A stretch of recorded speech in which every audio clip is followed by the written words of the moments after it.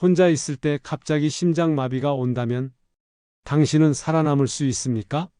지금 이 7가지 행동을 알지 못한다면 그 순간엔 아무도 당신을 도와줄 수 없습니다. 이건 단순한 건강 상식이 아닙니다. 생사를 가르는 골든타임의 실전 생존 매뉴얼입니다. 꼭 끝까지 보세요. 당신의 생명을 구할 수 있습니다. 여러분 안녕하세요. 100세 준비입니다. 오늘 이 영상 반드시 끝까지 보셔야 합니다. 왜냐고요? 지금 당신은 혼자일지도 모릅니다. 그리고 어느 날 정말 예고 없이 그 순간이 올 수 있기 때문입니다. 심장이 갑자기 쥐어짜듯 아프고 숨이 턱 막히고 식은땀이 흐르기 시작합니다.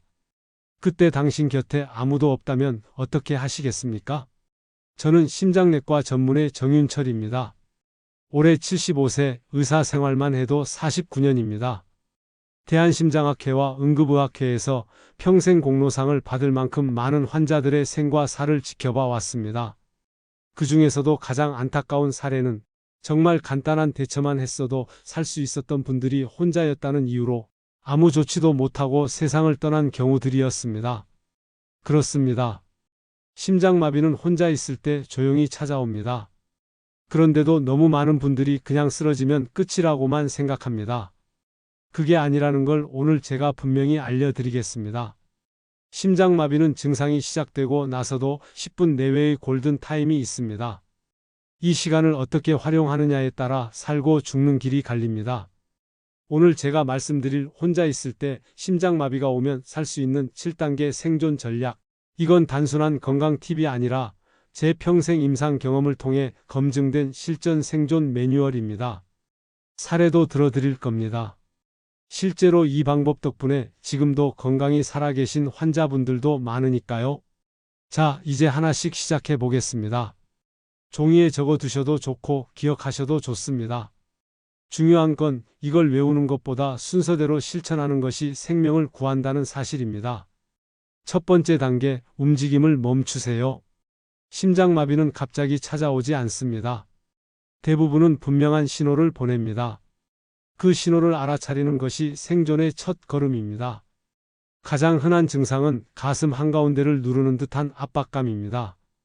어떤 분들은 마치 코끼리 한 마리가 가슴 위에 앉아 있는 것 같다고 표현합니다. 이 통증은 왼팔, 턱, 목으로 퍼져나가기도 하죠. 여기에 식은땀, 극심한 피로감, 어지러움, 구토, 숨막힘 등이 함께 나타날 수 있습니다. 66세 정명자 씨는 작년 여름 무더운 날씨 속에 집에서 TV를 보다 갑자기 숨이 턱 막히는 느낌을 받았습니다. 순간 그는 평소 같았으면 소화제를 찾으러 주방으로 갔을지도 모릅니다. 하지만 며칠 전 저와의 진료 중 들은 내용을 기억해냈습니다. 심장이 이상할 땐 절대 움직이지 말고 그 자리에 앉거나 눕는 것부터 하세요. 정명자 씨는 바로 리모컨을 내려놓고 소파에 앉았습니다. 그 한 동작, 단순하지만 결정적인 멈춤의 용기가 그녀를 살렸습니다.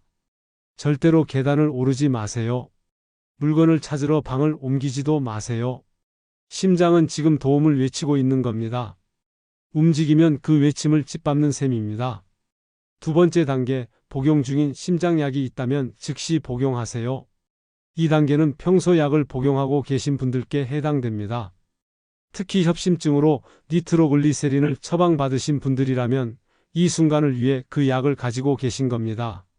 니트로글리세린은 혀 밑에 넣는 방식으로 복용해야 하며 빠르게 흡수되어 심장 혈관을 확장시켜줍니다. 이때 중요한 점은 하나씩 천천히 복용하셔야 한다는 것입니다. 5분 간격으로 최대 3회까지가 안전한 기준입니다. 제가 진료했던 70세 남기택 씨는 평소 출근 준비를 하시던 중 갑작스러운 가슴 통증을 느꼈습니다. 당황했지만 그는 호주머니에 항상 넣어두던 니트로글리세린을 꺼내 혀 밑에 조용히 넣었습니다. 그리고 조용히 소파에 앉아 기다렸죠. 그 결과 병원에 도착했을 때는 이미 위급 상황을 넘긴 상태였습니다.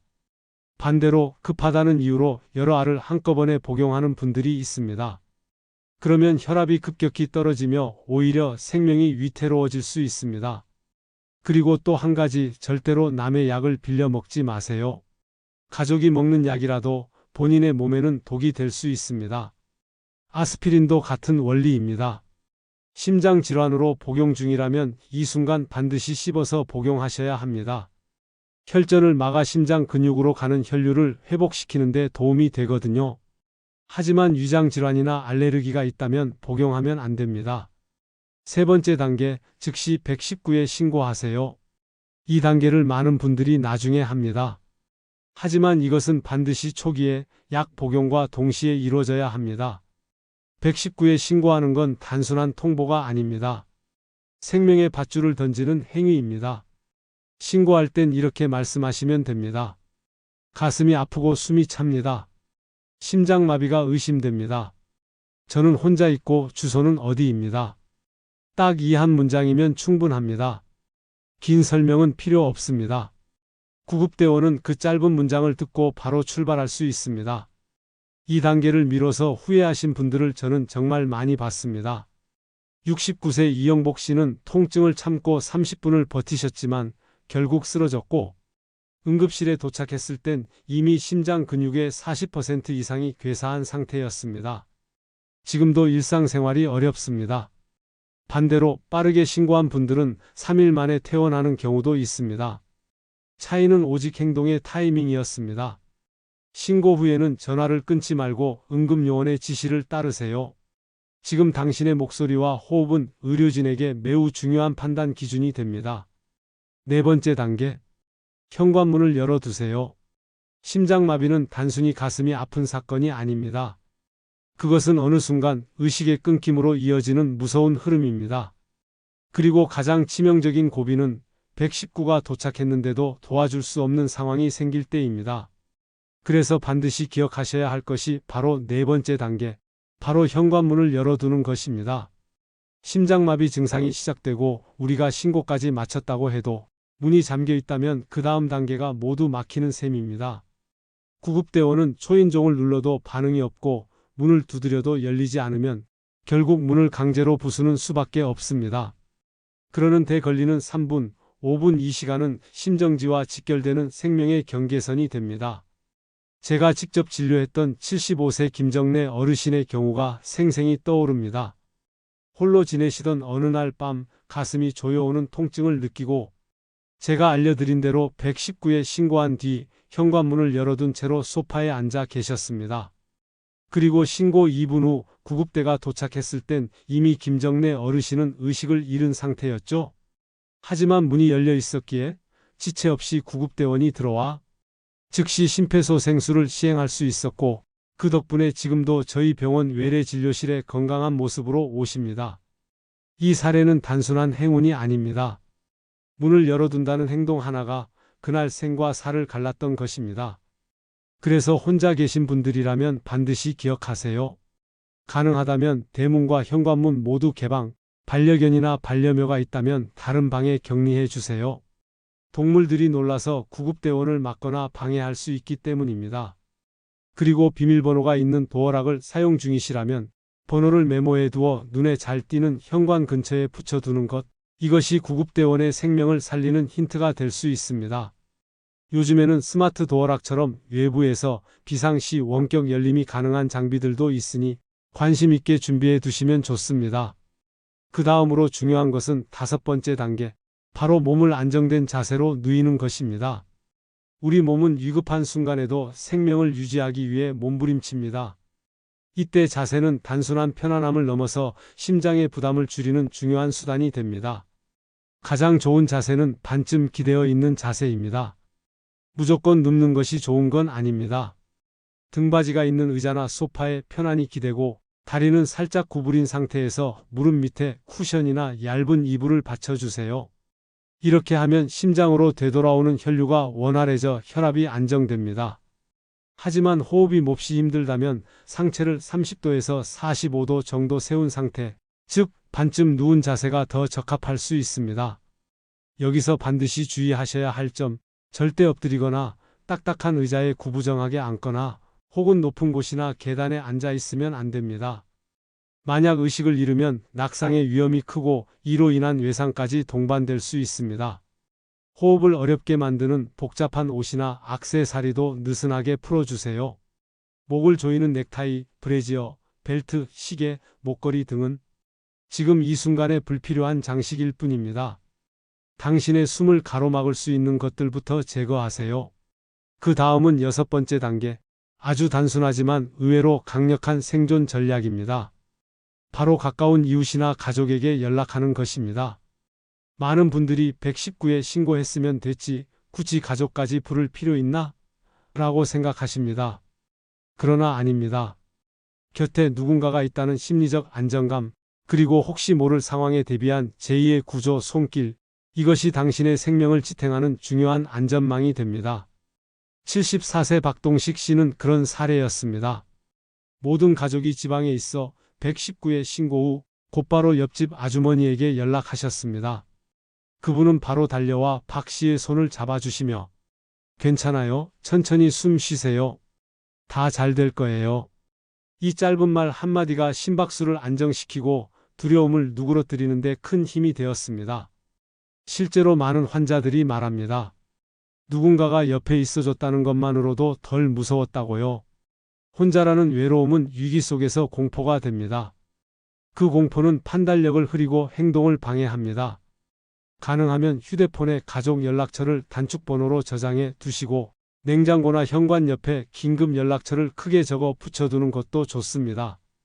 구급대원이 들어왔을 때 바로 가족에게 연락할 수 있는 힌트가 되기 때문입니다. 또한 요즘 스마트폰에는 긴급 연락처 기능이 있습니다.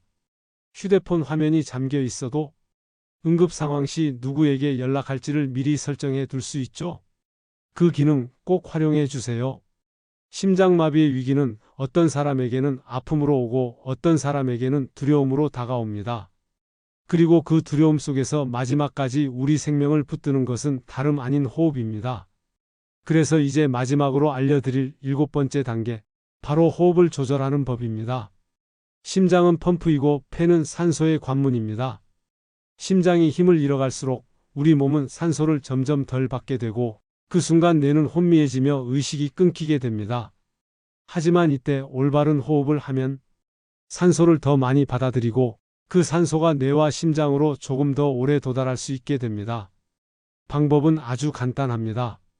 4초 동안 천천히 숨을 들이마시고 6초 동안 길게 내쉬는 것. 이것을 반복하세요. 그리고 이 호흡은 가슴이 아닌 배로 하는 복식 호흡으로 해야 효과가 있습니다. 손을 배 위에 얹어 보세요.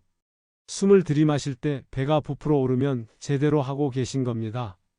가슴만 오르내리는 호흡은 얕고 불안정합니다.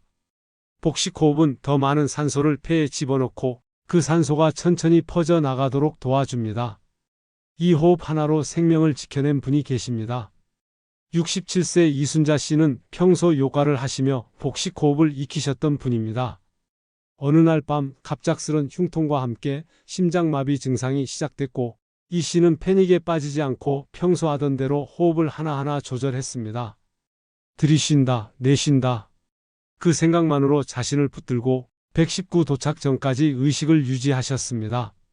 그리고 그 결과 응급실에서 의료진이 적절한 치료를 바로 할 수 있었고 지금도 건강을 잘 회복하셨습니다.